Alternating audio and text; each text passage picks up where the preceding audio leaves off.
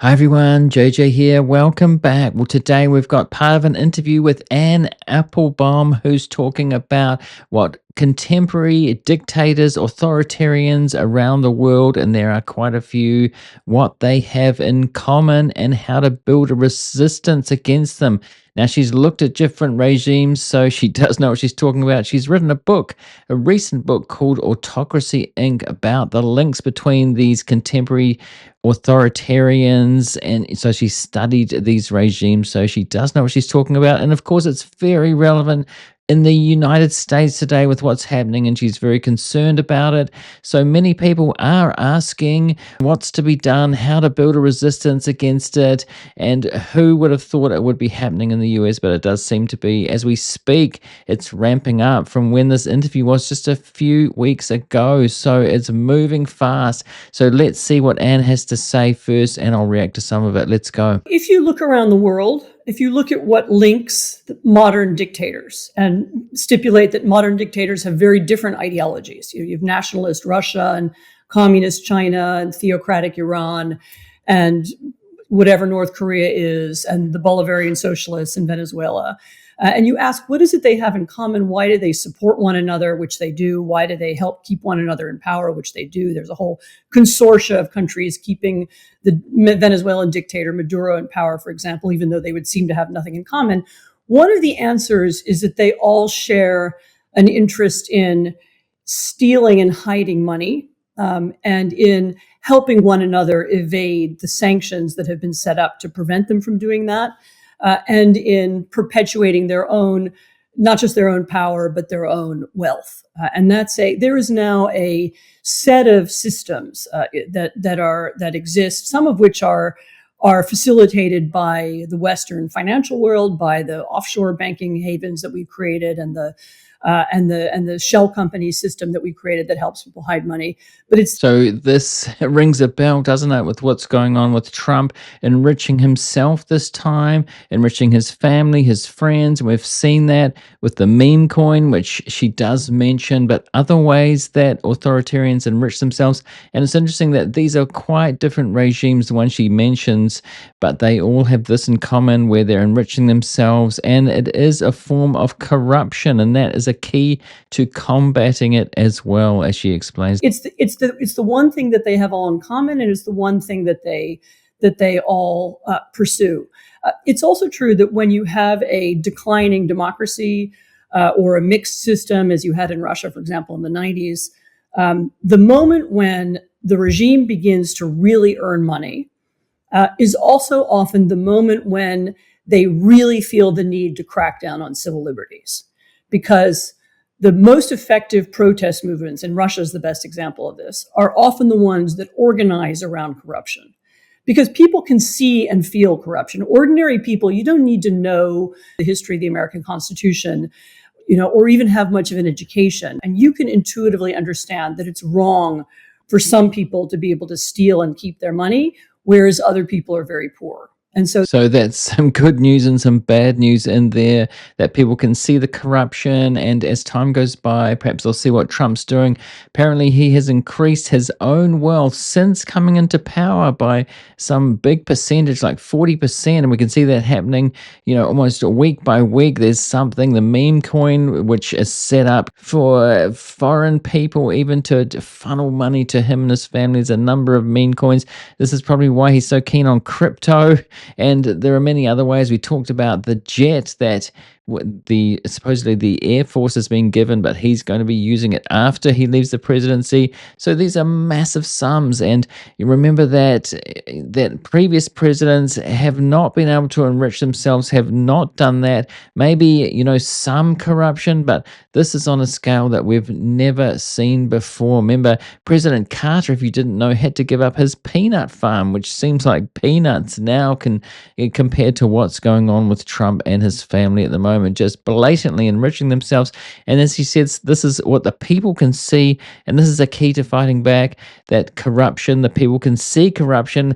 How come people are getting poorer? And Trump's base is part of that. While they can see that the oligarchs and the people, the ruling, are getting very rich. Definitely that way in Russia. She meant that where it's a system of oligarchs and, Putin enriching himself as well. This is often the motivating and organizing idea of anti-authoritarian movements. I mean, actually, the Ukrainian Revolution of 2014, which was the moment when a lot of young Ukrainians went out on the street, they were waving EU flags, they were calling for an end of their authoritarian regime, which was at that time closely linked to Russia. That was an anti-corruption movement that was classic in this sense. So Ukrainians understood that they were poor because their leaders were rich. They understood that their leaders were tied to Russia. They imagined being part of Europe, being part of the transatlantic world as a way to have the rule of law and to avoid that. And this was, and when they won, this was the thing that panicked Putin, because it's that kind of rebellion and that kind of movement that he's most afraid of inside his own country. And indeed, the one really successful opposition leader in Russia over the last decade was Alexei Navalny. His movement was an anti-corruption movement. His organization was called the Anti-Corruption Foundation. And he was murdered, in essence, for successfully galvanizing Russians around that theme. So this is... Okay, so good news and bad news there again, that he was murdered, as you said, but the movement that he created was being successful. Apparently, he created videos and films about it, about the corruption that they saw. So taking action like this, building a movement around the corruption that is so obvious that people see, ultimately that wasn't successful. There are times when we look at Russia and we see people falling out of windows and things happening. We haven't quite got to that point in the US yet, but things are rapidly moving. So this is why this is important right now, I think, for what's going on in the United States, which is very concerning, very worrying, what I'm seeing from outside, just even day to day at the moment as I'm recording what's going on in California, sending in the National Guard. And she talks about this cracking down on civil liberties. And it looks like they're doing that on purpose after the corruption is starting to be seen or distracting from other things. We can see what's been happening in the past week or so. If you're watching this soon after it's being made, it's like a distraction from, there was the Elon and Trump battle that was going on, and Elon dropped some bombs there. And then suddenly this week, people have forgotten about that. Both the thing that unifies modern dictators, and it's also the thing that often unifies their opponents. And so the fact that the Trump administration is moving so quickly in a kleptocratic direction and beginning to eliminate one by one all kinds of norms, defying all kinds of laws, changing existing laws to enable theft, essentially, and to enable corruption, should really alarm us, because this is very often what precedes a broader crackdown on civil society. Wherever you see a rapidly accumulating regime that is rapidly accumulating money and is rapidly enriching itself, you will see some kind of resistance movement and some kind of crackdown afterwards. And that's interesting because of what's happening in California, sending in the troops, sending in the National Guard, or the federalization of the National Guard, and then threatening to send in Marines. Is this a beginning? Is this one city, Los Angeles, but it could be more? People are talking about possible martial law. She didn't know about that when she was talking about this, but I'm sure she's looking at that thinking this is pretty concerning about what's going on there right now. I suppose that's why I'm so concerned about it. Looks like in his second term, he thought, if I ever get another chance, this time I'm going to think big. And it looks as if through his various mysterious crypto ventures, hundreds of millions of dollars, if not more, are moving from all kinds of people all over the planet to himself and to his family. And again, this is shadowy, can't be very precise, but it looks like vastly more money than in the first term has already moved into his hands in the second. It is really an extraordinary transformation. I can only attribute it, one, to greater preparation. This time, his family and some of his business contacts were prepared for him to win and had a set of plans ready to go, should he become president. Also, it's true that, as you say, in the first term, there were these small violations. There was another incident when Mike Pence went many miles out of his way to stay at a Trump hotel in Ireland. I mean, there are all kinds of things like that happened. And there was really no resistance. Nobody ever said, you're breaking the law. Nobody stopped him. It wasn't even really a major topic of concern among the many things that people were concerned about. But you're right. This time around, it's very, very different. I mean, there are about 4 different kinds of things happening, and this is one of the reasons it's so hard to keep track of. One is violations of the emoluments clause of the Constitution. This is essentially the clause that says the U.S. president isn't supposed to benefit in any way from relationships with foreigners. Clearly, Trump benefits directly from relationships with foreigners. He was just at his golf course a few weekends ago, where a tournament was taking place that's sponsored by state-owned Saudi companies. The head of the Saudi Sovereign Wealth Fund, which is one of the sponsors, was actually there. So he would have met many Saudi people who are his investors, essentially, and clients who, of course, are also interested in his Middle Eastern policy and in American foreign policy. So you could argue that they were there. If maybe it's touchy to say they were trying to buy American foreign policy, but they were certainly trying to influence it. Why else? Why else would they be? Why else would be there? That's interesting too, because there's criticism that he's playing a lot of golf, spending every weekend flying down to Florida playing golf.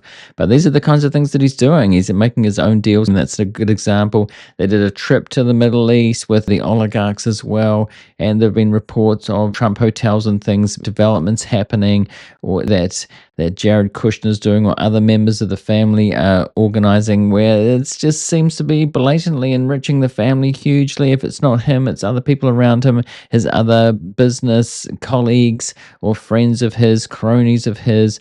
This stuff's going on a scale that we've never seen before, and most people don't really know that it's going on. As you said, when people find out or see what's going on, perhaps there can be an anti-authoritarian movement built, a successful one around corruption. She said that's been the most effective out of all the things she's seen in different regimes around the world, based around anti-corruption is the way to go.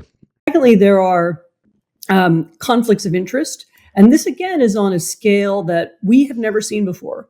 Elon Musk alone, Elon Musk has been put in charge of, with his group of Doge, whoever they are, engineers and internet trolls, have been in charge of taking over and managing regulatory bodies who regulate Musk's own companies.